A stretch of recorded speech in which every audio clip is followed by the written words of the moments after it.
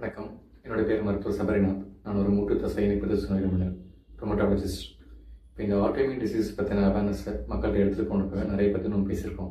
இன்றைக்கி நம்ம பேச போகிறது எஸ்எல்இ அப்படின்ற ஒரு முக்கியமான நோய் பற்றிங்க. இந்த எஸ்எல்இ அப்படின்றது ஒரு முக்கியமான ஆட்டோமின் டிசீஸ்.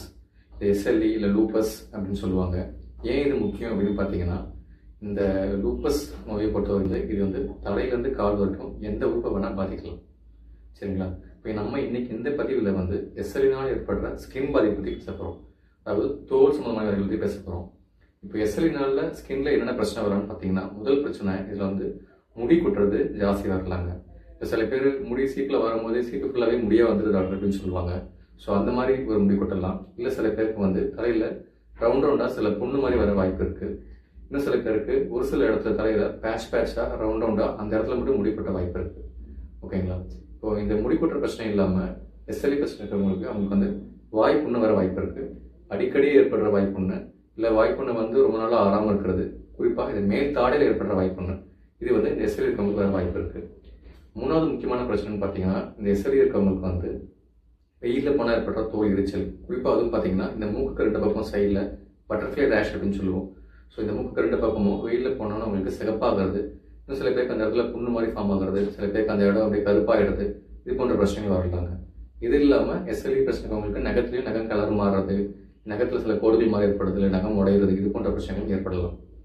ஓகே, இப்போ இது ஏன் ரொம்ப முக்கியம் அப்படின்னு பார்த்தீங்கன்னா, மெஜாரிட்டி பேருக்கு எஸ்எல்இ வந்து ஸ்கின்ல தாங்க ஆரம்பிக்கிறது. அதாவது வந்து இது முதல்ல ஸ்கின்ல வந்து அந்த தோல் எரிச்சலோ இல்லை வந்து அந்த பட்டர்ஃப்ளை ரேஷ்னு சொல்கிறோம் இல்லையா, அந்த போல புண்கள் வருது.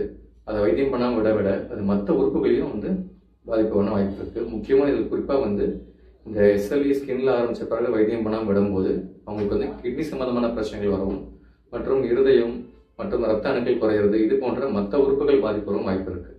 ஓகே, இப்போ இந்த எஸ்எல்இ ஸ்கின் பிரச்சனைங்க எப்படி இதை வந்து கண்ட்ரோல் பண்ணணும் அப்படின்னு பார்த்தீங்கன்னா, இப்போ இதற்கான மருத்துவரை ரோமட்டாலஜிஸ்ட்டை பார்க்கும்போது இந்த எஸ்எல்இக்கான ஸ்கின் பாதிப்பை வைத்தியம் பண்ண சில மாத்திரைகளும் இன்னும் சில ஆயின்மெண்ட்டும் கொடுக்க வாய்ப்பு இருக்குது. ஸோ அது போல் அதை யூஸ் பண்ணும்போது அவங்களுக்கு வந்து அதுக்கான பிரச்சனை கண்ட்ரோல் பண்ண முடியும். இப்போ பேஷண்ட்டாகவே என்னென்ன பண்ண முடியும் அப்படின்னு பார்த்தீங்கன்னா, இதில் நான் முதலே சொன்ன மாதிரி இது வந்து வெயிலில் போனால் இந்த நோய் வந்து ஜாஸ்தியாக வாய்ப்பு இருக்குது. அப்போ அவங்க என்ன பண்ணணும்னு பார்த்தீங்கன்னா, முடிஞ்ச வரைக்கும் வந்து வெயிலில் போகிறது, அதுவும் குறிப்பாக இந்த காலையில் 10 மணிலேருந்து மதியம் 3 மணி வரைக்கும் இந்த பீக் வெயிலில் போகிறது வந்து அவங்க வந்து அவாய்ட் பண்ணலாம். ஒருவேளை வேறு வழியே இல்லாமல் வெயிலில் போகிற மாதிரி இருக்குது அப்படின்னா அவங்க வந்து ஃபுல்லாக கவர் பண்ணிக்கிறது, அப்புறம் கொஞ்சம் இந்த கருப்பு colour blue colour dark blue colour dress மாதிரி போட்டுக்கலாம் அவங்க வந்து. ஸோ முடிஞ்ச வரைக்கும் ஃபுல்லாக கைகள் அப்புறம் ஃபேஸை ஃபுல்லாக கவர் பண்ணிக்கலாம்.